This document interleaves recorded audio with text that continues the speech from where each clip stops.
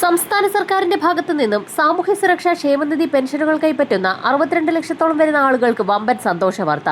2026 ജനുവരി മാസം മുതൽ വർദ്ധിപ്പിച്ച പെൻഷൻ തുകയടക്കം വിതരണം ചെയ്യുമ്പോൾ പെൻഷൻ തുകയിൽ വീണ്ടും വർധനവ് വരുന്നു എന്നുള്ള സുപ്രധാന അറിയിപ്പാണ് ഇപ്പോൾ പുറത്തു വന്നിരിക്കുന്നത്. ഇതോടൊപ്പം തന്നെ കാലങ്ങളോളമായി മുടങ്ങിക്കിടക്കുന്ന കെട്ടിട നിർമ്മാണ മേഖലകളിലേക്കുള്ള ആനുകൂല്യ വിതരണം കൂടിയാണ് സംസ്ഥാന സർക്കാരിന്റെ ഭാഗത്തു നിന്നും ആരംഭിക്കുന്നത്.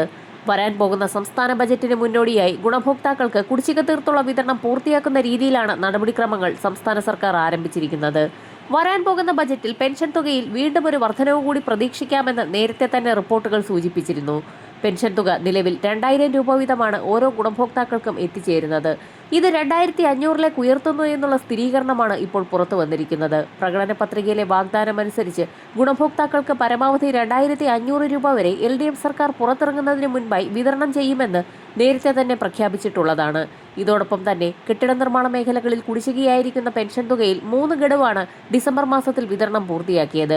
ഈ സാഹചര്യത്തിലാണ് വീണ്ടും വമ്പൻ സന്തോഷ വാർത്ത എത്തിയിരിക്കുന്നത്. ജനുവരി മാസത്തിൽ കെട്ടിട നിർമ്മാണ മേഖലകളിലേക്ക് ഉൾപ്പെടെയുള്ള ഗുണഭോക്താക്കൾക്ക് 2 മാസത്തിലെ പെൻഷൻ കുടിശ്ശിക കൂടി വിതരണം ചെയ്തേക്കുമെന്നാണ് ഏറ്റവും പുതിയ അറിയിപ്പുകൾ. ഇത്തരത്തിൽ പെൻഷൻ തുക വിതരണം ചെയ്യുമ്പോൾ പരമാവധി 3200 രൂപ വരെ ഗുണഭോക്താക്കൾക്ക് എത്തിച്ചേർന്നേക്കും. ഡിസംബർ മാസത്തിലെ പെൻഷൻ തുകയുടെ വിതരണം അവസാന ഘട്ടത്തിലെത്തിയ സാഹചര്യത്തിൽ ക്ഷേമനിധി ബോർഡുകൾ വഴി പെൻഷൻ തുക സ്വീകരിക്കുന്ന 8 ലക്ഷത്തോളം വരുന്ന ആളുകൾക്കും ഇതോടൊപ്പം തന്നെ 7 ലക്ഷത്തോളം വരുന്ന കേന്ദ്രവിഹിതം കൂടി ചേർത്ത് പെൻഷൻ തുക സ്വീകരിക്കുന്ന NSAP വിഭാഗത്തിൽപ്പെട്ട് പെൻഷൻ തുക സ്വീകരിക്കുന്ന ഗുണഭോക്താക്കൾക്കും പെൻഷൻ തുകയിൽ കുറവ് വന്നിട്ടുണ്ട്. ഇത്തരത്തിലുള്ള ഗുണഭോക്താക്കൾക്ക് ഇന്നു മുതൽ തുക എത്തിച്ചേരും. ക്ഷേമ പെൻഷനിലെ കേന്ദ്രവിഹിതം സംസ്ഥാന സർക്കാർ മുൻകൂറായി നൽകിയിട്ടും കേന്ദ്ര സർക്കാർ വിതരണം ചെയ്യുന്നില്ല എന്നുള്ള റിപ്പോർട്ടുകൾ പുറത്തു വന്നിരിക്കുകയാണ്. ഡിസംബറിലെ ക്ഷേമ പെൻഷനിലെ കേന്ദ്രവിഹിതമായി നൽകേണ്ട 24.75 കോടി രൂപ സംസ്ഥാന സർക്കാർ മുൻകൂറായി അനുവദിച്ചിരുന്നു. ഈ തുക 8,46,456 പെൻഷൻ ഗുണഭോക്താക്കളുടെ ബാങ്ക് അക്കൗണ്ടിലേക്ക് ഇട്ടുകൊടുക്കേണ്ടത് കേന്ദ്ര സർക്കാരാണ്.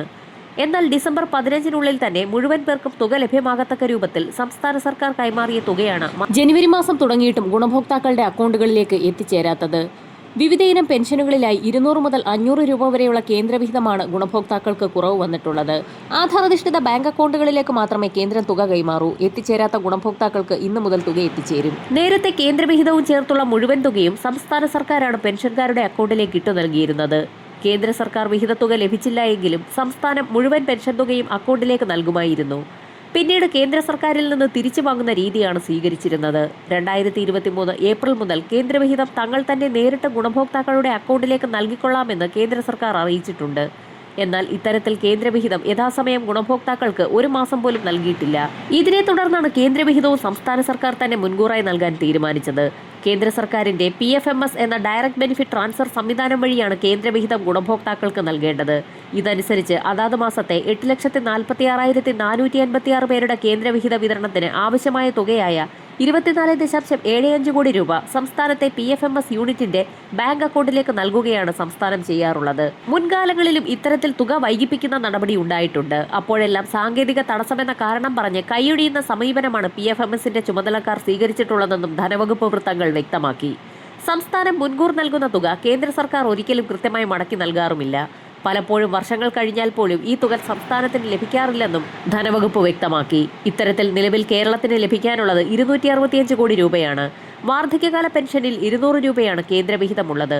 80 വയസ്സിന് മുകളിലുള്ളവർക്ക് 500 രൂപ വീതം ലഭിക്കും. വികലാംഗ പെൻഷനിൽ 80% മുകളിൽ അംഗപരിമിതിയുള്ള 18 വയസ്സിന് മുകളിലും 80 വയസ്സിന് താഴെയുള്ളവർക്ക് 300 രൂപയും 80 വയസ്സിന് മുകളിലുള്ളവർക്ക് 500 രൂപയുമാണ് കേന്ദ്രവിഹിതം. വിധവാ പെൻഷനിൽ 300 രൂപ വീതമാണ് കേന്ദ്രവിഹിതമുള്ളത്. ഇത് കൃത്യമായി കേന്ദ്ര സർക്കാർ നൽകുന്നില്ല. എന്നാൽ സംസ്ഥാനം മുൻകൂറായി നൽകുന്ന കേന്ദ്രവിഹിതവും മുടക്കുക വഴി സംസ്ഥാന സർക്കാരിനെ പഴികേൽപ്പിക്കുന്ന നിലപാടാണ് കേന്ദ്ര സർക്കാർ സ്വീകരിച്ചിട്ടുള്ളതെന്നും ധനമന്ത്രി വ്യക്തമാക്കി. ജനുവരി മാസത്തിലെ പെൻഷൻ തുക വിതരണം വരുന്ന ആഴ്ച മുതൽ ആരംഭിക്കുന്ന സാഹചര്യത്തിൽ സർക്കാർ മാനദണ്ഡങ്ങൾ പൂർത്തിയാക്കിയിട്ടുള്ള എല്ലാ ഗുണഭോക്താക്കൾക്കും 2026 വർഷത്തിലെ ആദ്യത്തെ പെൻഷൻ തുക ലഭിച്ചു തുടങ്ങും. പെൻഷൻ തുക 2500 ഉയർത്തുന്നത് സംബന്ധിച്ചുള്ള ഏറ്റവും പുതിയ അറിയിപ്പുകൾ ഉടൻ തന്നെ പ്രഖ്യാപിക്കും. വരും മണിക്കൂറുകളിലെ സർക്കാർ അറിയിപ്പുകൾക്കായി ചാനൽ സബ്സ്ക്രൈബ് ചെയ്യാൻ മറക്കാതിരിക്കുക.